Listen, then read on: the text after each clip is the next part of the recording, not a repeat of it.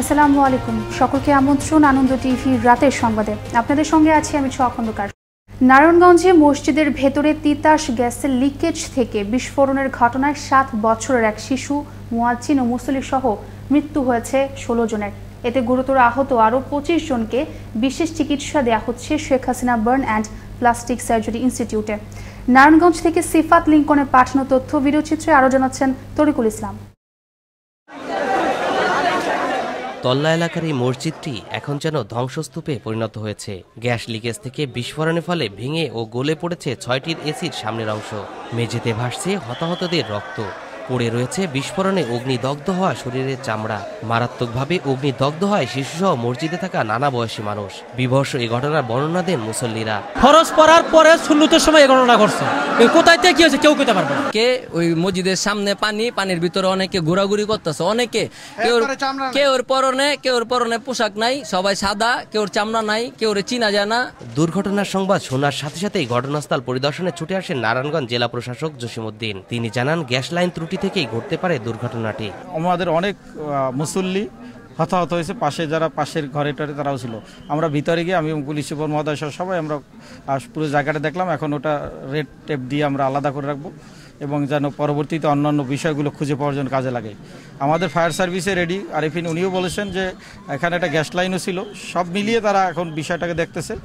এ সময় জেলা police super Zahidul Alam জানান, বিদ্যুৎ অথবা গ্যাস লাইন ত্রুটি থেকেই ঘটতে পারে দুর্ঘটনা। তদন্ত সাপেক্ষ পরবর্তী পদক্ষেপ নেওয়া হবে। আমরা যেটা প্রাথমিক ধারণা করছি যে এই বিদ্যুতের কোনো লুজ কানেকশন অথবা ওখানে আপনার তিতাস লাইনের একটি গ্যাসের লাইন আছে, সেই গ্যাস বিদ্যুৎ আকারে বেরোচ্ছে, সেটা থেকে হতে পারে। তবে আমাদের ফায়ার ব্রিগেড সহ যে তদন্ত কমিটি হবে তারা এটা প্রকৃত যে ঘটনা সেটা তারা উদ্ঘাটন করতে পারবেন।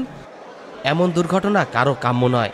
দেশের প্রতিটি মসজিদ হোক নিরাপদ, মুসল্লিরা পাক স্বস্তি। তরিকুল ইসলাম, আনন্দ টিভি, ঢাকা। রাজধানীতে গাড়ির উচ্চ মাত্রার হর্ন ও পুরাতন গাড়ির কালো ধোঁয়ায় পথচারী ও শিশুরা বেশি ক্ষতিগ্রস্ত হয়। বিশেষজ্ঞ চিকিৎসকদের মতে বায়ু দূষণের কারণে শিশুদের বায়ু দূষণে শ্বাসকষ্ট, হাঁপানি, অ্যালার্জি, চর্মরোগ সহ নানা জটিল রোগ ব্যাধি দ্রুত ছড়িয়ে পড়ে। বিস্তারিত থাকছে মুসামিয়া প্রতিবেদনে। ক্যামেরা ছিলেন শাহিন রেজা। ঢাকা মহানগরীর প্রতিটি মধ্যবিত্ত পরিবারকে বায়ু দূষণের কারণে প্রতি মাসে অতিরিক্ত 5,000 থেকে 12,000 টাকা ব্যয় করতে হচ্ছে। ঢাকা মহানগরীর প্রায় 90% জনগণ ভয়াবহ বায়ু দূষণের শিকার হয়। উচ্চমাত্রার হর্নে পথচারী ও শিশুরা বেশি ক্ষতিগ্রস্ত হচ্ছে। রাজধানী ঢাকা ঘনবসতিপূর্ণ শহর, তাই এসব নগরীতে গাড়ির কালো ধোঁয়া ও উচ্চ শব্দের কারণে জনজীবন অতিষ্ঠ হয়ে পড়ছে। দ্রুত এ থেকে পরিত্রাণ চায় রাজধানীবাসী। গাড়ির জন্য তো হাইড্রোলিক যে হর্নটা আছে, সেই হর্নটা মানুষের জন্য, শরীরের জন্য অনেক খারাপ। আসলে এখানে যে গাড়ি ঘোড়াগুলো চলতেছে ফিটনেসবিহীন, এই গাড়ির কালো ধোঁয়া আমাদের পরিবেশের জন্য খুবই ক্ষতিকর। এটা তো খুবই খারাপ লাগছে, কারণ এটা আমাদের জন্য, শরীরের জন্য অত্যন্ত খারাপ। বায়ু দূষণ, শব্দ দূষণ। বিশেষজ্ঞরা বলছেন, গাড়ির কালো ধোঁয়া ও উচ্চ শব্দ মানব জীবনের জন্য ক্ষতিকর। এটি মারাত্মক সব রোগের কারণ হয়ে দাঁড়ায়। ট্র্যাক্ট ইনফেকশন, যেগুলো বায়ু দূষণ দিনে দিনে বেড়ে যাচ্ছে, এর মধ্যে একটা অন্যতম কারণ হচ্ছে বিশেষ করে ঢাকা শহরে ওভার পলিউটেড, জনসংখ্যার ঘনত্ব অত্যন্ত বেশি, ইঞ্জিন চালিত যানবাহন অত্যন্ত বেশি। এই সব কিছুই হচ্ছে আমাদের বায়ু দূষণের অন্যতম কারণ। প্রতিকারের জন্য আমাদের সর্বোত্তম পন্থা যেটি, সেটা হচ্ছে মাস্ক ব্যবহার। সুস্থ ও সুন্দর জীবনের তাগিদেই মানুষ শহরে বাস করে। বায়ু ও শব্দ দূষণে সেই শহর জীবন যদি অতিষ্ঠের কারণ হয়, তবে তিলোত্তমা শহর প্রাণ হারাবে একদিন। মুসামিয়া, আনন্দ টিভি, ঢাকা। মুজিব বর্ষে বাংলাদেশ ভারত অকৃত্রিম বন্ধুত্বের স্বরূপ উদ্বোধন করা হলো গোমতী নদীর দাউদকান্দি সোনামুড়া নৌ প্রোটোকল রুটে নৌযানের পরীক্ষামূলক শুভযাত্রা। এর মাধ্যমে কুমিল্লার গোমতী নদী দিয়ে প্রথমবারের মতো নৌপথে পণ্য রপ্তানি শুরু হলো ভারতের ত্রিপুরা রাজ্যের সাথে। শনিবার কুমিল্লার গোমতী নদীর বিবির বাজার অংশে বিআইডব্লিউটি এর চেয়ারম্যান গোলাম সাদেক বেলুন উড়িয়ে উদ্বোধন করেন।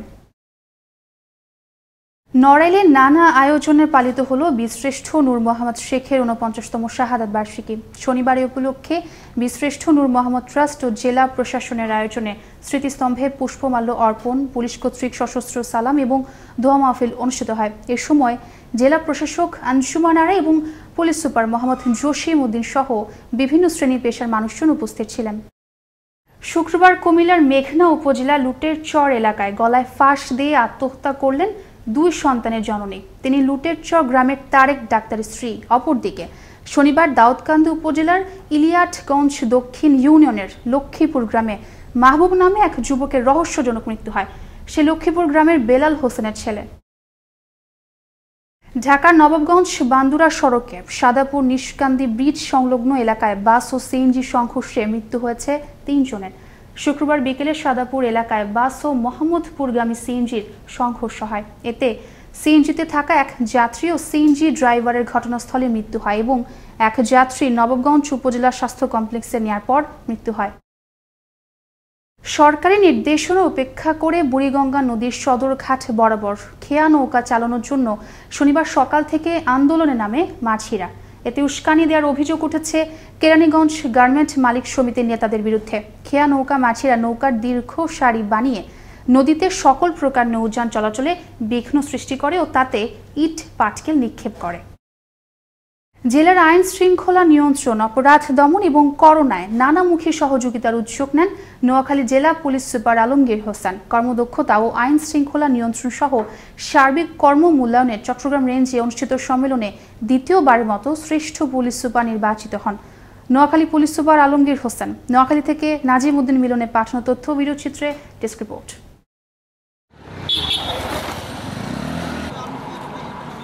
নোয়াখালী পুলিশ সুপার মোহাম্মদ আলমগীর হোসেন 2019 সালের 21শে জুন জেলায় পুলিশ সুপার হিসেবে যোগদান করেন। শুরু থেকেই তিনি জেলার আইনশৃঙ্খলা নিয়ন্ত্রণ, মাদক নিয়ন্ত্রণ, অস্ত্র উদ্ধার সহ অপরাধ দমনে জেলায় ব্যাপক প্রশংসিত হয়েছেন। করোনা আক্রান্ত রোগীদের জরুরি সেবা প্রদানের লক্ষ্যে কুইক রেসপন্স টিম গঠন, পুলিশ লাইন্সে অক্সিজেন ব্যাংক প্রতিষ্ঠা করে অসুস্থদের অক্সিজেন সাপোর্ট ছাড়াও মৃত ব্যক্তিদের দাফনের কাজ সম্পন্ন করে যাচ্ছে নোয়াখালী পুলিশ। টানা দ্বিতীয়বারের মতো শ্রেষ্ঠ পুলিশ নির্বাচিত হওয়ায় অভিনন্দন জানান বিভিন্ন সংগঠনের নেতৃবৃন্দ সহ পুলিশের কর্মকর্তাগণ। স্যারের এই সম্মানে আমরাও নিজেকে গর্ববোধ করি, আমরাও সম্মানিত মনে করি নিজেকে এই জেলায় চাকরি করে। আমি হাতিয়াবাসীর পক্ষ থেকে, হাতিয়া সমিতি নোয়াখালী এবং দীপন্ন সংস্থার পক্ষে মাননীয় পুলিশ সুপার নোয়াখালীকে আন্তরিক ধন্যবাদ এবং কৃতজ্ঞতা জানাচ্ছি। পুলিশ সুপারের দূরদর্শিতায় জেলায় অপরাধ নিয়ন্ত্রণের পাশাপাশি সড়কে অনিয়ম দূর, শৃঙ্খলা ধরে রাখা সহ যানজটমুক্ত শহর এবং সড়কের নিরাপত্তা বজায় রাখতে সক্ষম বলে জানান পুলিশের এই কর্মকর্তা। পুলিশ সুপার মহোদয়ের দূরদর্শিতার কারণে যানবাহন নিয়ন্ত্রণের শৃঙ্খলা ফিরে এসেছে এবং যানজট দূর হয়েছে। স্যারের নিরলস প্রচেষ্টা এবং দক্ষ নেতৃত্বের কারণে নোয়াখালী জেলা পরপর 2 বার শ্রেষ্ঠ পুলিশ সুপার হিসেবে স্যার মনোনীত হয়েছে। অভিনন্দনের পাশাপাশি পুলিশ সুপারের দূরদর্শিতা এবং জেলা অপরাধ নিয়ন্ত্রণের প্রশংসা করেন জেলার জনপ্রতিনিধিগণ। উনি আসার পরেই আমাদের নোয়াখালী আইন শৃঙ্খলা পরিস্থিতির অনেক উন্নতি হয়েছে এবং আমি আশা করব ভবিষ্যতে ওনার কর্মকাণ্ডের মাধ্যমে উনি আরও ভালো জায়গায়। নোয়াখালী জেলার পুলিশ সুপার আলমগীর হোসেন দ্বিতীয়বারের মতো সিটাগাং ডিভিশনে শ্রেষ্ঠ পুলিশ সুপার হয়, আমি ওনাকে আমার নোয়াখালীর বেগমবাসীর পক্ষ থেকে অভিনন্দন। মুজিব বর্ষের অঙ্গীকার পুলিশ হবে জনতার। মাননীয় প্রধানমন্ত্রী শেখ হাসিনার প্রচেষ্টা দ্রুত বাস্তবায়নে এবং পুলিশের ভাবমূর্তি সর্বসাধারণের কাছে উজ্জ্বল করে তুলে ধরতে প্রত্যয় ব্যক্ত করেন পুলিশ সুপার আলমগীর হোসেন। নিয়মিত সংবাদ প্রচার করায় ধন্যবাদ জানান আনন্দ টিভি পরিবারকেও। এই মুজিব বর্ষের অঙ্গীকার পুলিশ হবে জনতার, এইটাকে আমরা প্রতিষ্ঠিত করার জন্য মাননীয় প্রধানমন্ত্রীর যে সন্ত্রাস, দুর্নীতিমুক্ত এবং জঙ্গিবাদ মুক্ত, মাদক মুক্ত এই সমাজ বা রাষ্ট্র প্রতিষ্ঠার জন্য জেলা পুলিশ নোয়াখালী নিরলসভাবে কাজ করে যাচ্ছে। আনন্দ টিভি পরিবার যারা আমাদের এই কাজগুলোকে বিভিন্ন সময়ে কাজের যে উৎসাহ দিয়েছেন, এই আমাদের যে ইতিবাচক কাজগুলো বিভিন্ন সময়ে উপস্থাপন করেছেন, তাদেরকে আন্তরিক ধন্যবাদ এবং আমাদের পুলিশের সদস্যদেরকে অনুপ্রেরণা দিয়েছেন, এই জন্য বিশেষ ধন্যবাদ। আগামীতেও সততা ও নিষ্ঠার সাথে মাদক, সন্ত্রাস, জঙ্গিবাদ এবং তালিকাভুক্ত আসামি সহ অপরাধীদের গ্রেফতার এবং জনসাধারণের সার্বিক নিরাপত্তায় সর্বদা নিজেকে নিয়োজিত রেখে দেশের আইন শৃঙ্খলা নিয়ন্ত্রণে আরও ভালো কাজ করবেন, এমনটাই প্রত্যাশা নোয়াখালীবাসীর। মোস্তফা কামাল তোহা, আনন্দ টিভি, ন্যাশনাল ডেস্ক। এই ছিল এখনকার মতো। করোনা থেকে আপনি এবং আপনার পরিবারকে সুরক্ষায় রাখতে সরকারি নির্দেশনা মেনে চলুন। জরুরি প্রয়োজন ছাড়া বাসা থেকে বের হবেন না। আনন্দ টিভির সর্বশেষ সংবাদ এবং বিনোদন সবার আগে দেখতে www.facebook.com/anondotvbd পেজে যুক্ত হন। ধন্যবাদ সকলকে, শুভরাত্রি।